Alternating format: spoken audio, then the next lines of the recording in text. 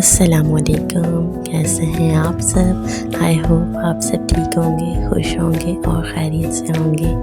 तो जनाब शब बारात की मुबारक रात आप सबको बहुत बहुत बहुत बहुत मुबारक हो। रात मेरी तबीयत ठीक नहीं थी, जैसे कि आपको पता है कि मुझे थ्रोट इन्फेक्शन है, तो उसकी वजह से तबीयत बिल्कुल डाउन जा रही है। व्लॉग भी बहुत मुश्किल से मैंने एडिट किया है, बनाया है, बिल्कुल जिस्म में जान नहीं है, पूरे जिस्म में बहुत दर्द है। खैर यहाँ पर मैंने सुबह सुबह अपना नाश्ता बना लिया। मैंने एग बॉयल करके खाया था क्योंकि मुझे बहुत गले में दर्द थी, मैं कुछ खा भी नहीं सकती थी, तो मैंने सोचा लाइट सा सिर्फ एग ही खाते हैं। तो और उसके साथ मैंने चाय भी बनाई थी। तो खैर उठते ही मैंने पहले जो है ना वो कहवा पिया था, उसके बाद नाश्ता किया था। तो खैर हंजिला की किस्मत अच्छी कि जब हंजिला की आय जल गई तो अचानक से जो है वह सडन प्लान भाई का बन गया था और भाई आने वाले थे ओमान से। हंजिला उनके साथ बैठे थे और भाई आए, तो भाई हंजिला के लिए जो ऑइंटमेंट लेकर आए थे वहाँ से, वो भी मैं आपसे शेयर करती चलूँ। इस ऑइंटमेंट का नाम था मीबो स्कार्स, जिनसे जो हल्का फुल्का निशान है जलने का वो भी उतर जाएगा। ये बहुत अच्छा ऑइंटमेंट है। मैंने भाई को आए सिर्फ 2 दिन हुए हैं और मैंने हंजिला को 2 दफ़ा अप्लाई किया है, काफ़ी फ़र्क पड़ा है। अभी जो ना जो हल्का फुल्का निशान था वो भी जा रहा है। अच्छा, इसकी प्राइस की अगर बात की जाए तो इसकी प्राइस है ऑलमोस्ट ओमानी रियाल के हिसाब से 6 रियाल और 500 पैसा। तो ये 6 रियाल 500 पैसा अगर आप पाकिस्तानी पैसों में कन्वर्ट करेंगे तो ये बन जाएगा 4700 समथिंग, 5000 के करीब। लेकिन चीज़ बहुत अच्छी थी, बहुत ज़्यादा अच्छा था ऑइंटमेंट। अच्छा, जब आप बीमार होते हो ना तो ऐसा लगता है कि शायद मेडिसिन भी असर नहीं कर रही, हालांकि आप टाइमली खा रहे होते हो, लेकिन ऐसा लगता है कि असर नहीं करती। मुझे थ्रोट इन्फेक्शन की वजह से इतनी दर्द थी गले में कि मुझे मेडिसिन खाते हुए भी ना दर्द हो रही थी।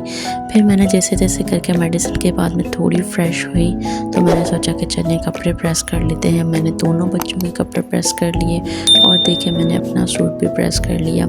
हिम्मत नहीं थी इतनी, लेकिन मेडिसिन खाने के बाद कुछ मैं रिलैक्स फील हुई। तो यहाँ पर किचन में तैयारी चल रही थी खाने की। रात का खाना सिस्टर इन लॉ ने बनाया था क्योंकि मेरी तबीयत ठीक नहीं थी, तो मैं रेस्ट पर ही थी।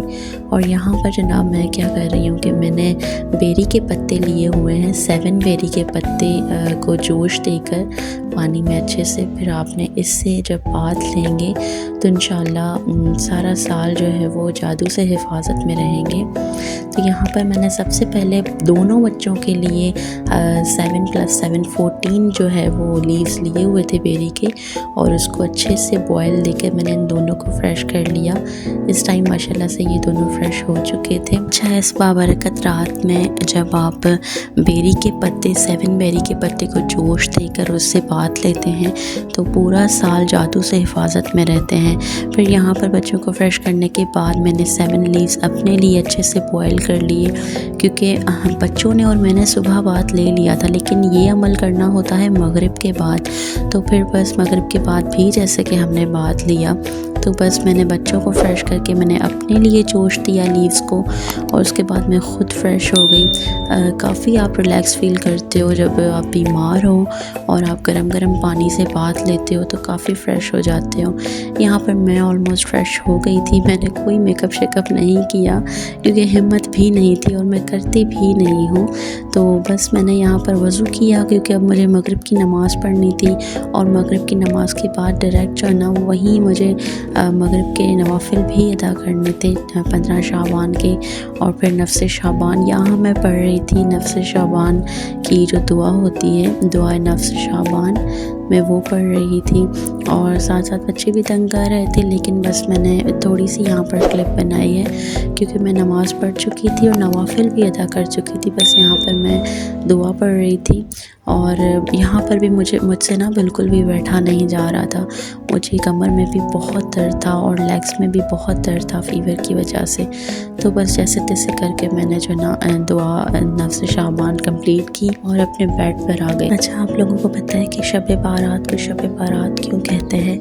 वो इसलिए कि ये बरी होने की रात है, ये मग़फ़िरत की रात है। आपको, मुझको इस रात को हमारी मग़फ़िरत की जाती है। हमारे नामाए अमाल की ये लास्ट डेट है, समझें कि आज हमारा नामाए अमाल पेश किया जाएगा। कितना खौफदारी होता है जब हम ये सोचते हैं कि आज नामाए अमाल अल्लाह की बारगाह में पेश किए जाएंगे। सोचे तो सही क्या क्या है उसमें, क्या मुंह दिखाएंगे? कुछ भी तो नहीं है हमारे पास। हाँ, एक रास्ता है, एक रास्ता है कि तौबा कर लें, आज की रात तौबा कर लें। वो रहीम है, वो करीम है, गफूरुर रहीम है, वो मुआफ़ करने वाला है। उसने तो वादा किया हुआ है। बस आज हम सच्ची तौबा कर लें अपने रब के हुज़ूर, अपने रब के आगे बैठकर। बस मौला, हम बंदे तेरे हैं, ख़ताकार हैं, गुनाहगार हैं, सियाकार हैं, बदकार हैं, लेकिन बंदे तेरे हैं, मुआफ़ कर दे। अपने रब से कहें, अल्लाह हम किसके दर पर जाएंगे, तू हमें मुआफ़ कर दे। हम कहाँ जाएंगे, हम बंदे तो तेरे ही हैं ना, हम आएंगे तो तेरे ही पास। इंशाअल्लाह इस बाबरकत रात के सदक़े जब बच्चे उठकर दुआएं करेंगे तो इंशाअल्लाह अल्लाह अज़्ज़ा वजल ज़रूर सुनेंगे और इंशाअल्लाह हमें ज़रूर मुआफ़ कर देंगे।